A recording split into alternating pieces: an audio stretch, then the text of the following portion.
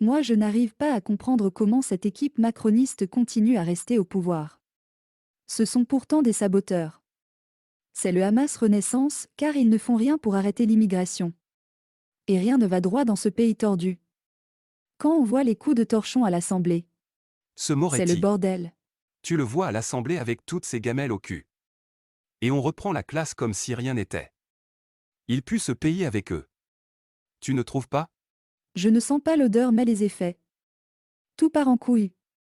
La France, c'est un pays abandonné par les patrons et géré par des truands, des amateurs, ils ne lâchent pas la barre, tout est bon dans le cochon.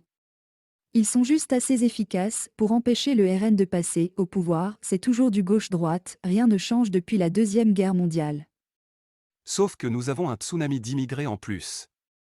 Et la vague continue. Bientôt ils vont nous faire le Liban, avec leur religion à la con. Le retour de l'époque des pharaons. Quel progrès!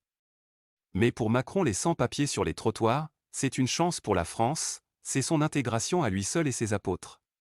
Nous avons même des nazis arabes. Tout le monde sait qu'ils n'aiment pas les Blancs. Et pas seulement les Juifs.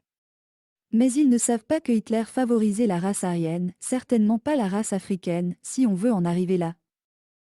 Seulement moi je ne connais pas l'Afrique du Nord et du Sud, et je ne prendrai certainement pas le risque d'aller à l'aventure chez eux, sans y être invité.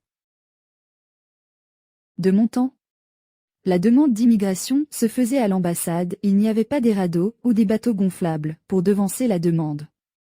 J'ai bien rigolé, j'entends aux médias dernièrement que les vols internationaux passent par Roissy, la plus importante douane de France.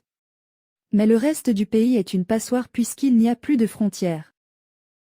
Il y a beaucoup de trucs tordus de ce genre en France. Un pays de schtroumpfs, c'est nul. C'est mal barré dans ce pays. Ben si c'est ça l'avenir. Les voitures électriques aux prix explosifs, l'immigration submersible, l'inflation alimentaire et ménagère, la hausse du chômage. Ben tu sais René. On devrait nous aussi partir en radeau ou en bateau gonflable. C'est la mode maintenant. Tu plaisantes j'espère.